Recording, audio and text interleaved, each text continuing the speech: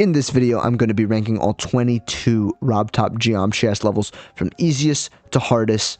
If you like this video, please consider dropping a like and possibly even subscribing. And if there's anything you disagree with in this list throughout the video, feel free to let me know in a comment, but please keep it respectful. No need to hate me for this. Anyway, let's do this. Enjoy the video.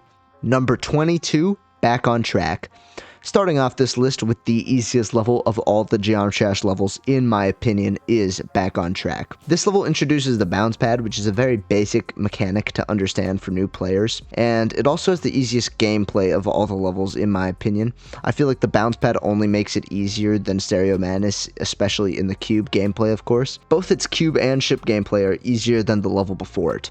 In the ship section of Back on Track, you can either hold down or not hold at all the entire time and still make it out perfectly fine. That's something you can't even do in a level as simple as Stereo Madness. Also, I feel like in terms of cube gameplay, Stereo Madness has more difficult sections, especially towards the end of the level. Of course, we'll get to that later, but for Back on Track, I feel like it's all very straightforward the entire time. You're bouncing on bounce pads for a lot of the level, and I feel like there's nothing really challenging in any of the cube gameplay. So for those reasons, this level is the easiest of all of the RobTop levels. Number 21, Stereo Madness. Here we are, the very first level in Geometry Dash, surprisingly not coming in as the easiest one. This level has many open sections, such as the first ship section, where there is literally like no obstacles when you go into it, and eventually a couple show up, but obviously they're super easy to avoid, and obviously the cube gameplay at the beginning is incredibly easy, so this level was never going to rank high up on this list. It's an incredibly easy level since it's the first one. However, the main reason I rank this level above Back on Track is because of the cube gameplay in the red section towards the end of the level, since it is a lot more stressful than anything else in Stereo Madness, and also anything else in Back on Track. I mean, of the first two levels, this is the most intense section for me.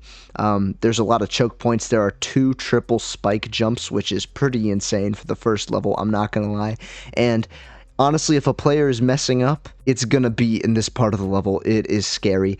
The ship section at the end of the level can also be pretty tough, especially since it's a lot tighter than the beginning ship section, and it's obviously a player's first time playing the level. It's not that bad, of course. It's the first level. It was never gonna rank high on this list, but it does come in at the number 21 spot. At number 20, I got Polargeist. Polargeist is definitely a step above these last 2 levels.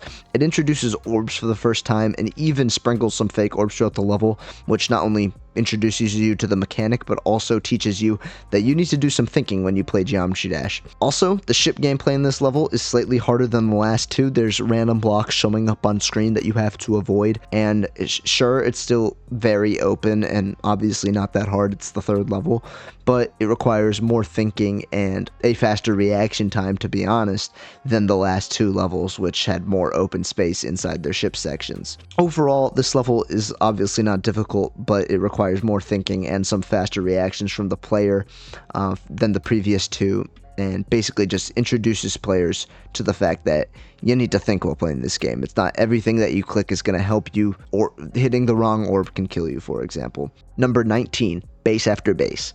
This level doesn't introduce any new mechanics and also doesn't really develop the current mechanics either. It is definitely more difficult than the previous 3 levels though, because it has an upside down section. Now this was introduced in the level before it, Dryout, which we'll talk about later because it's higher up on this list, but it's important in mentioning that because the upside down sections, they can change a player's depth perception, and it definitely can induce a lot of panic into new players when you're flipped upside down. The jumps become way more stressful, even if they'd be really easy just in the regular normal mode. This level for me is the most boring level. Now I'm not ranking these levels on how good they are, but I will just take that into account. I'm also not ranking anything on the coin routes. I'm not including those in these rankings in determining the difficulty, because those are just side paths that are meant to be harder. But notice the meant to be harder. This level literally has 2 coin routes, which are easier and require less work than just playing the actual level, which I think is a little bit stupid from RobTop, to be honest. But I will note, this does have fire music. Anyway, back to rating the actual difficulty of the level. I'd say this one is more difficult than the last 3 because obviously the upside down section, which I already mentioned, also has its own share of tight jumps that are hard to fit through. There is a triple spike at the end, which I died to when gathering the gameplay for this level, so it can definitely be a big choke point for new players. players, but overall, obviously not that challenging. It's a good test up until this point before you start getting into some more difficult levels later on. It's going to come in at the 19 spot. At number 18, I got Dryout. Dryout introduces upside down gameplay for the first time, of course, which I already mentioned. And in my opinion, Dryout's upside down part is way more challenging than anything base after base has to offer in its upside down part. I just feel like the jumps are just harder, and I got way more stressed out when playing this upside down part than base after bases. Dryout also has the tightest and most difficult cube and ship sections of the first 5 levels for me, so it definitely earns its spot as the most difficult of the first 5. I mean, this ship section actually requires you to fly over and under spiky blocks and is one of the scariest things you've seen up until this point in the game. I will mention that the ending to Dryout is honestly extremely easy compared to the rest of the level, but I mean, the first like 80% of this level does a really good job at making you panic and testing your skills. I mean, it is a big step up to anything in the previous 3 levels, and I honestly think it's harder than base after base overall. And you know, to potentially explain the easiness towards the ending, maybe RobTop took his foot off the gas when designing this level when he realized, oh, this has to be easy. This is the 4th level in the game, and decided to, you know, stop making it so difficult. Potentially with the even more difficult ending, it might have even been able to climb this ranking even more. I don't know, but for now, it's in the number 18 spot. At number 17, I got Jumper. Jumper doesn't introduce any entirely new mechanic, but it is the first time we see an upside down ship section. However, it should be noted that this ship section is incredibly easy. I mean, it's introducing you to going upside down as a ship for the first time. So it's just completely open.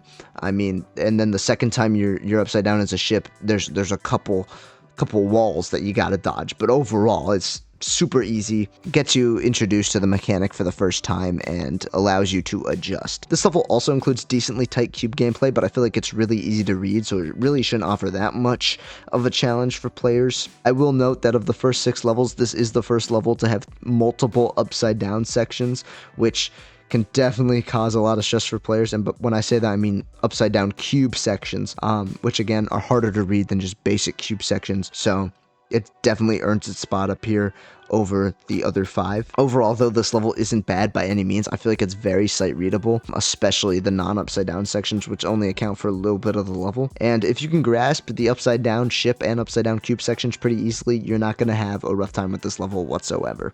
Number 16, Can't Let Go. This level is by far the most difficult of the first 7 in my opinion, before the difficulty really starts to ramp up from the 8th level onwards. First of all, the upside down cube section in this level is easily the most difficult upside down cube section within any of the first 7 levels. It has so many tight spaces where you have to make accurately timed jumps, all while your perception is hindered due to it being upside down. And since it's towards the end of the level, it is definitely a big choke point for a lot of players, especially new players touching the game for the first time. I mean, I know when I was really young, I struggled with this so much. It also has what I would consider the first blind fall in a Geometry Dash level, which can definitely cause new players to panic and jump too early, or just not jump at all as a result of it. The basic cube gameplay can also be a bit tricky due to some fake orbs and tight spaces you have to jump through. However, again, the beginning's not too bad. It's more this upside down cube section that honestly earns its spot at number 16. I mean, the new players can definitely struggle with this. But now, moving on from this ranking, we're definitely going to start getting into some more difficult levels. So here we go. Number 15, Geometrical Dominator. Alright, so now we're skipping far into the main levels for this. We just jumped from the 6th main level to the 19th main level. And I don't know if this is a controversial take, but Geometrical Dominator is the easiest level outside of the first 7 for me. This level introduces the robot gameplay, which might be hard for new players to learn because there's different timings in the jumps, but there's only a few jumps throughout this level that really require, specific jumps. The most notorious part of this level is definitely the memory section, which I've seen people on the internet arguing this level should be rated insane because of it. However, there's only a few jumps that you actually have to have memorized in this section, and if you're actually paying attention, it is decently readable. Even if you can't read it very well, just go into practice mode and you can clean it up very quickly. It really shouldn't offer that much of a challenge. This level even has a UFO section with barely anything that can kill you. It's just a bunch of slopes going up and down. I feel like there's a lot of easy sections, the hardest things being the robot timed jumps and this memory section, which again are not bad at all. Number 14, Blast Processing. Blast processing is definitely a special level because it introduces the notorious wave mechanic, which is a lot of players' favorite gameplay. I will know, however, all the wave sections in this level are pretty basic and easy, so they shouldn't be too much of a challenge. Honestly, they're quite fun. Also, the cube gameplay isn't much of a challenge at all. It's very sight readable and shouldn't be challenging to players. The only parts I'd recognize as remotely hard are the double wave section, because it can just be confusing and maybe overwhelming to newer players. Also the UFO sections, because they do have some tight squeezes that require some specific timings. Overall though, this level is pretty easy and claims its spot quite far down on this list. Number 13, Finger Dash. To be honest, I don't think this should even be an insane level.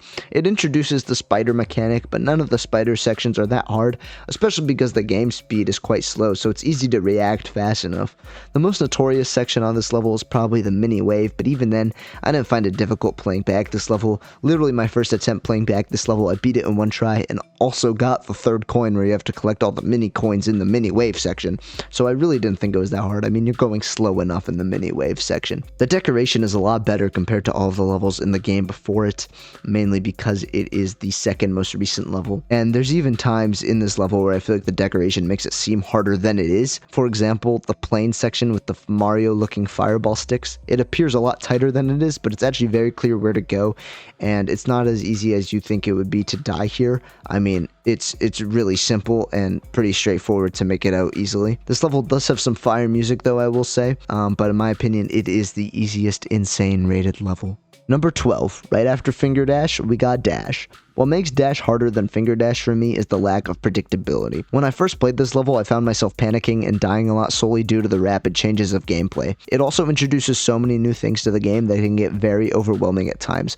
like the spot near the very beginning when we go sideways on the wall, something we had never done in any level before. This is due to the fact that RobTop wanted to throw as many new mechanics and things into this level that were in the new update instead of just making multiple levels, so it can feel so overwhelming. This level also introduces the swing mechanic, which in my opinion is pretty easy in this level, especially because it's used in very open spaces and it's really not that hard to react to the obstacles. Dash also introduces stationary platform gameplay, which is really cool, but again, these sections aren't that difficult themselves, and the only real challenge from them is due to the fact that the player doesn't necessarily expect it and may be shocked and panic upon entering it and, make a dumb mistake. I am going to critique this level because its coins are absolutely terrible. They are by far the worst in the game for me, but again, this ranking has nothing to do with the coins, so I'm not going to go deep into it. Also, I do like the music in this level. Number 11, X-Step. We've now had 3 insane levels in a row with some harder levels still left to be ranked, but I promise we will get to them soon. This level has some very straightforward cube gameplay, and the only real challenge in it is avoiding fake pads that lead to instant death. With a little bit of practice mode or just playing it a couple times in normal mode, they should honestly be no problem and you should be able to recognize them pretty easily. The hardest part of this level in my opinion come from the ship sections where there are some tight fits, but for the most part these ship sections are decently open and don't require too much effort. There are also a lot less triple spikes in this level than the 2 levels before it, being Time Machine and Cycles, which automatically helps make it easier than those 2, and I'd say even the ball section in this level is way easier and requires less effort than the ball sections in the level before this one, Cycles, which introduces the whole damn mechanic. So I feel like this level is honestly, for an insane rated level, it is not bad at all and pretty easy. Number 10, I got Cycles, finally going back to some harder rated levels. As I was just mentioning, Cycles has the honor of featuring the ball section for the very first time, and its ball sections literally have tighter squeezes than X-Step and are way more panic inducing for me. RobTop even had the audacity to put a fake pad here. I mean, are you kidding me? This ball section requires way more effort than X-Step could ever dream of. I haven't even mentioned the most notorious part of this level yet, which is of course the ship section where you are constantly flipping gravity, and although this isn't that difficult once you have the hang of it, it really stumped me back when I was a kid playing on my mom's iPad. Okay, I mean this can take a good minute to get the hang of, especially when you're new to the game. Also, don't forget the beginning, which is filled with triple spikes and also just a bunch of worthless fake orbs all over the place that can easily just get you killed if you misclick at the wrong time. They're solely there to try to overwhelm you, and I feel like that's what this level is trying to do the whole time, just overwhelm you with many things. Gravity portals, many spikes, fake pads, fake orbs. I mean, it's honestly crazy. And although it is rated harder and comes before X-Step, it is definitely harder than X-Step for me. Number 9, I got Theory of Everything. When I was first coming up with these rankings, I originally had Theory of Everything higher up on this list, but upon playing it again, I realized it was way easier than I actually remember. I can even understand people arguing that it should be ranked lower on this list, but I decided to place it here at 9.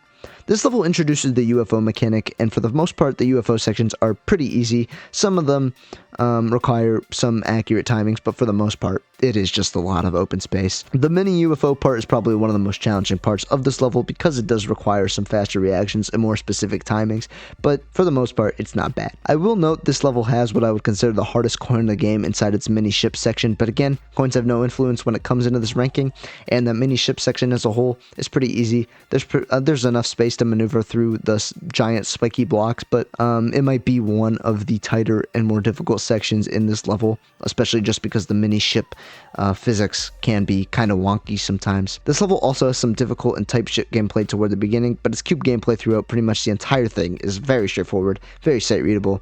It really shouldn't be much of a challenge for new players at all. For me, I ranked it harder than the previous levels on this list because of the new mechanics players have to adjust to, like the mini UFO, and also due to its more challenging parts.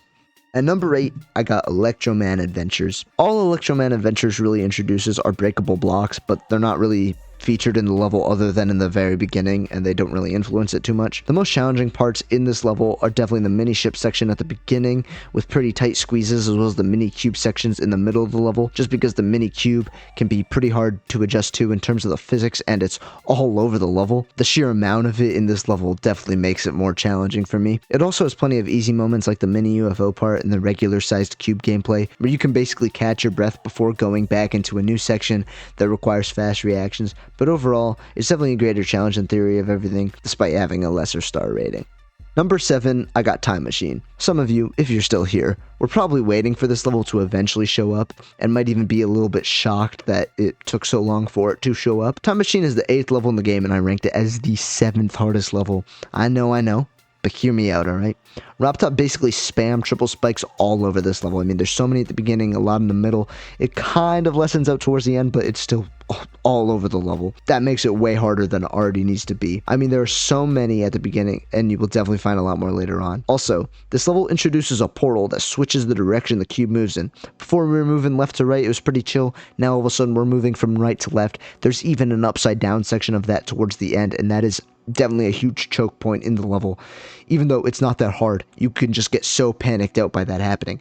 It also has some pretty tight ship gameplay, probably some of the tightest ship gameplay of the first 10 levels for me. The most notorious part of this level, again, the last 20% where you're upside down and moving from right to left. I mean, it's just scary, and one of my biggest enemies when I was a kid, alright, let me tell you. So Time Machine definitely earns its spot this high up on the list. Next up, we got number 6, Clutterfunk. This might be one of the most notorious RobTop levels in general. It introduces mini gameplay for the first time, and its first mini cube section isn't actually extremely easy like a lot of other levels introducing a mechanic. For example, Theory of Everything's first UFO section with so much open space.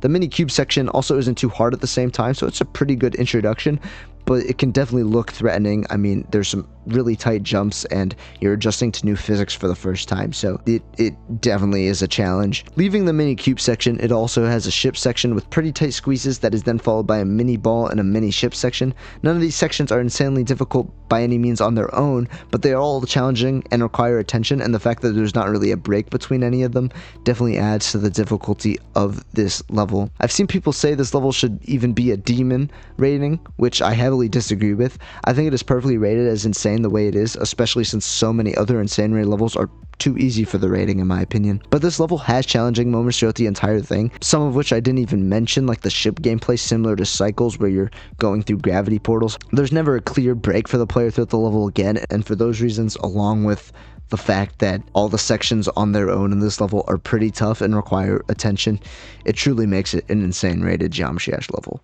Here we are, top 5, and at number 5, I have Hexagon Force.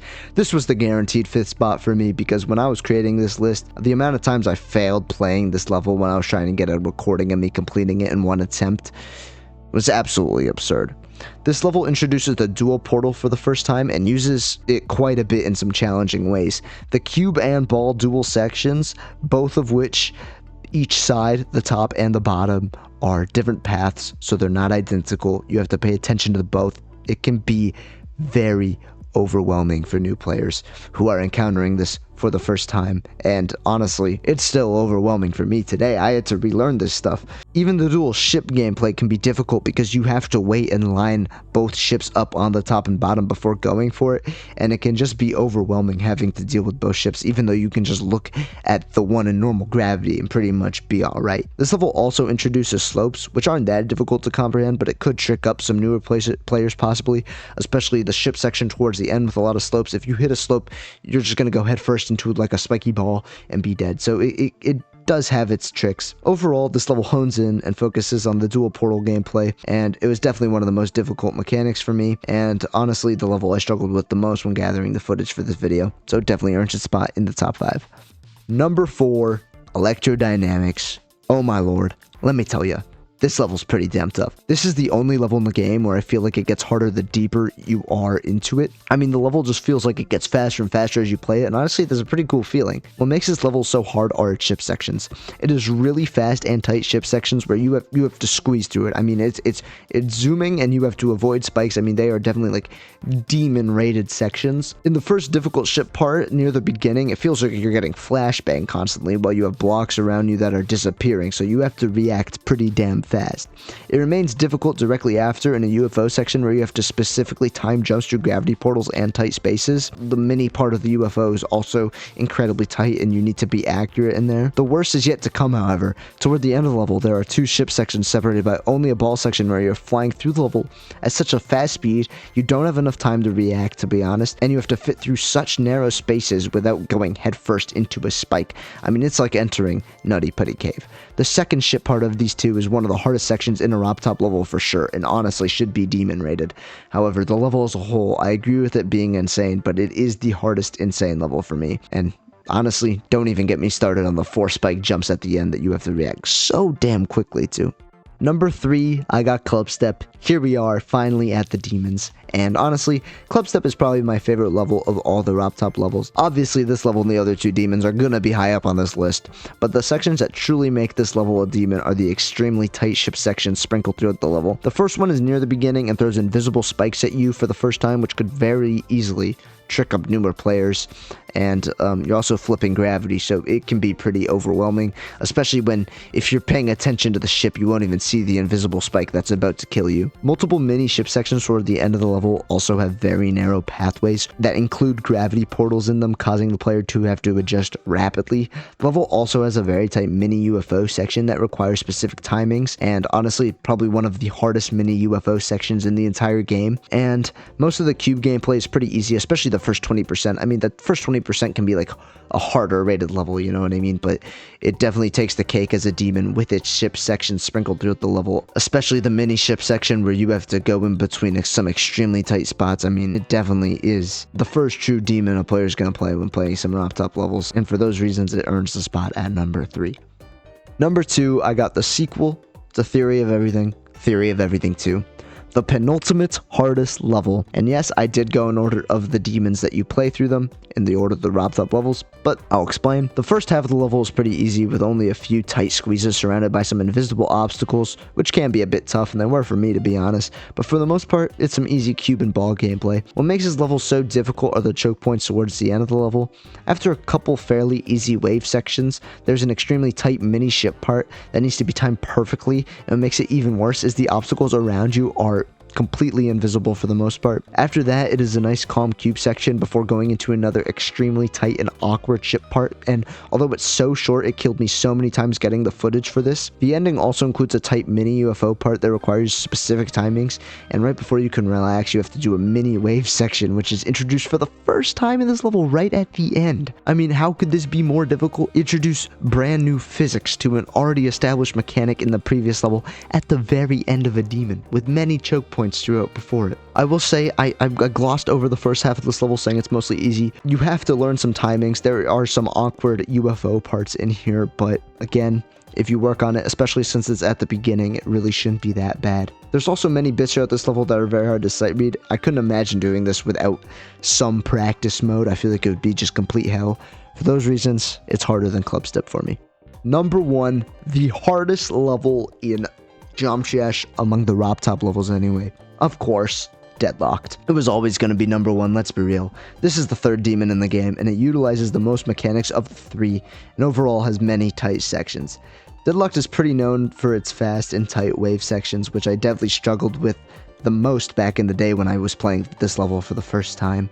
This level also has a boss fight, which is completely unique to this one, so that is pretty cool. That being said, it's not very difficult, it's just some UFO timings, and you should be able to get the hang of it pretty quickly. What makes this level so hard is literally the dual wave part that comes right after beating this boss fight. Those have some insanely tight fits, and then it has a mini wave after it, so yeah.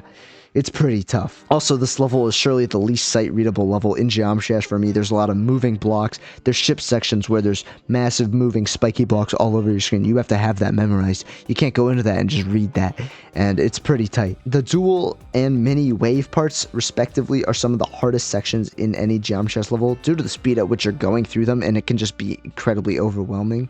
Overall, there's a lot to process and memorize in the level in order to beat it. You pretty much need practice mode, in my opinion, but it does give a pretty easy cube ending. Once you get past that UFO section towards the end, you already know you won, because no one's dying in that cube section, let's be real. But this is 100% the most difficult level among the RobTop levels, and easily earns its spot as number 1. Thank you so much for watching this video. If you enjoyed it, please leave a like and consider subscribing. If there's anything you disagree with this list, of course, let me know in the comments. I'm very open, I'm sure. There's many different opinions, but let me know what you think of the list, and have a great day. Stay tuned for more content. See ya.